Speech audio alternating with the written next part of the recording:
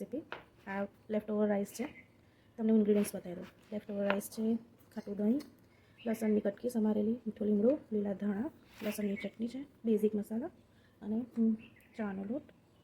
ચલો સ્ટાર્ટ કરીએ. ગરમ મૂકી દઈએ.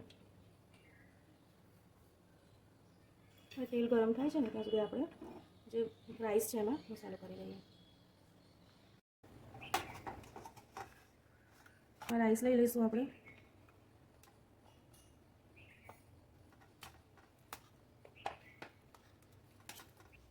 ચાનો લોટ એડ કરીશું. બહુ વધારે નથી નાખવાનો, બાઇન્ડિંગ પૂરતો જ નાખવાનો છે આનો. બસ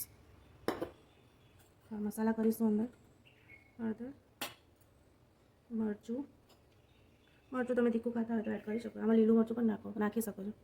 મારે નાના છોકરાઓ ખાવાના એટલે મેં આમાં મરચું સ્કીપ કર્યું છે. તમે લીલું મરચું સમારીને ઝીણું અથવા ખાંડીને પણ તમે એડ કરી શકો છો. ધાણા જીરું, નમક સ્વાદ અનુસાર,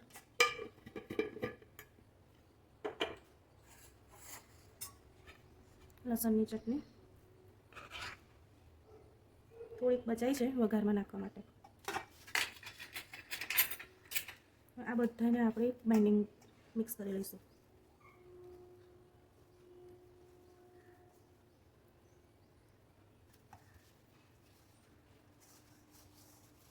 તમે જોઈ શકો છો આવી રીતે ભાતને ચણા લોટમાં મિક્સ કરી એક ડો ટાઈપ બનાવી લીધી છે.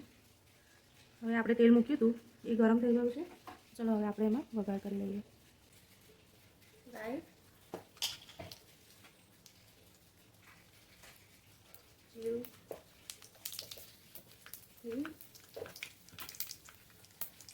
લસણની ચટણી, મીઠો લીમડો અને લસણ સમારી તો કટકી છે.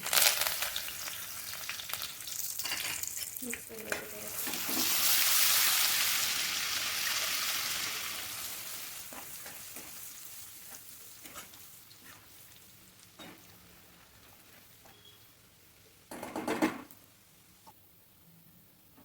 થોડુંક પાણી એડ કરીશું.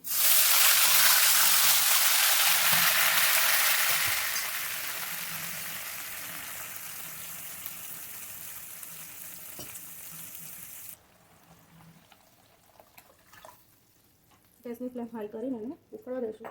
એમાં થોડાક બેઝિક મસાલા નાખી દઈશું. હળદર,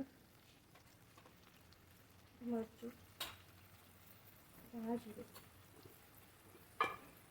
મીઠું જો ટેસ્ટ પ્રમાણે થોડુંક ઓછું નાખજો બેલેન્સ કરવા માટે.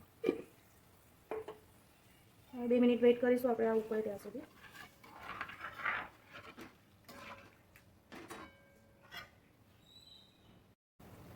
આ હવે ઉકળી ગયું છે, તમે જોઈ શકો. હવે આપણે આ ઉકળે છે ને એટલે આમાં ગેસ એકદમ લો ફ્લેમ પર જે ભાતના આપણે આ બાઇન્ડિંગ બનાવ્યું હતું એ આમાં એડ કરી દઈશું.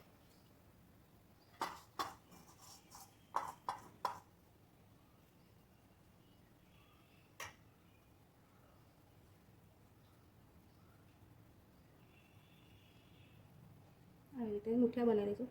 તમારે ગોળ શેપમાં કરવા હોય તો ગોળ શેપમાં પણ કરી શકશો.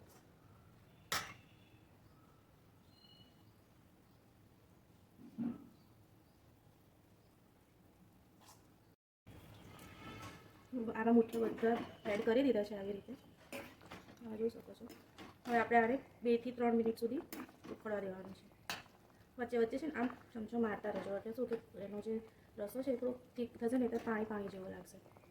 વચ્ચે વચ્ચે થોડું આમ કટ મારતા રહેજો.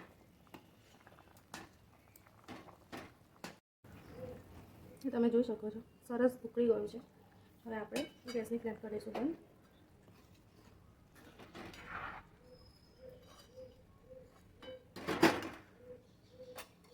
હવે આમાં એડ કરીશું લીલા ધાણા.